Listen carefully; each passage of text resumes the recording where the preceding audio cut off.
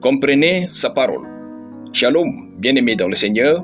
Notre méditation du jour s'intitule « Comprenez sa parole ». Nous tirons notre texte dans Matthieu chapitre 13, le verset 23 qui nous dit ceci. « Celui qui a reçu la semence dans la bonne terre, c'est celui qui entend la parole et la comprend. Il porte du fruit et un grain en donne 100, un autre 60, un autre 30. » Gloire à Dieu.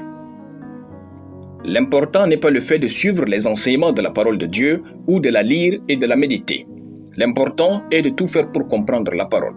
Car la parole que vous ne comprenez pas ne vous transforme pas. La parole que vous ne comprenez pas n'édifie pas votre foi en Dieu et ne vous appartient pas. Jésus dit, « Lorsqu'un homme écoute la parole du royaume et ne la comprend pas, le malin vient et enlève ce qui a été semé dans son cœur. » Matthieu chapitre 13, le verset 19. Tout ce que vous ne comprenez pas, vous ne pouvez le garder en vous. Cela ne vous sert à rien de chercher les grandes révélations de la Bible si vous ignorez encore les petites. Faites tout pour comprendre d'abord ce que votre pasteur vous prêche et ce que vous apprenez tous les jours. Rassurez-vous de comprendre la parole. Ce que vous comprenez, c'est ce que Dieu va utiliser pour vous changer et vous bénir. Ouvrez votre intelligence à la parole. Notre verset du jour relate que celui qui entend la parole et la comprend, il porte du fruit. Vous devez comprendre ce que vous entendez. Ne consacrez pas du temps à écouter quelque chose pour être plus ignorant, mais plus instruit.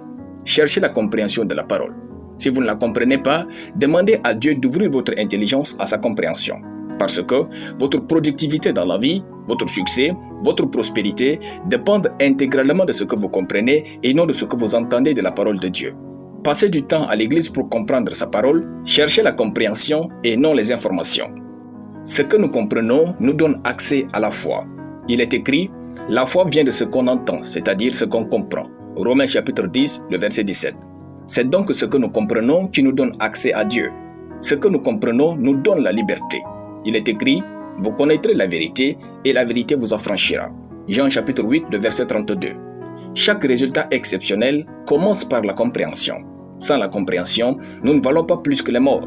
Il est temps de poursuivre la compréhension de la parole de Dieu. Comprendre fait grandir notre foi. Alléluia. Nous allons prier. Père glorieux et tout-puissant, je bénis ton nom pour ta parole. Je déclare que je suis ouvert à la parole de Dieu au nom de Jésus. Amen. La lecture biblique en une année, tout le livre de 2 Jean et de 3 Jean. Soyez bénis, c'était le pain du ciel.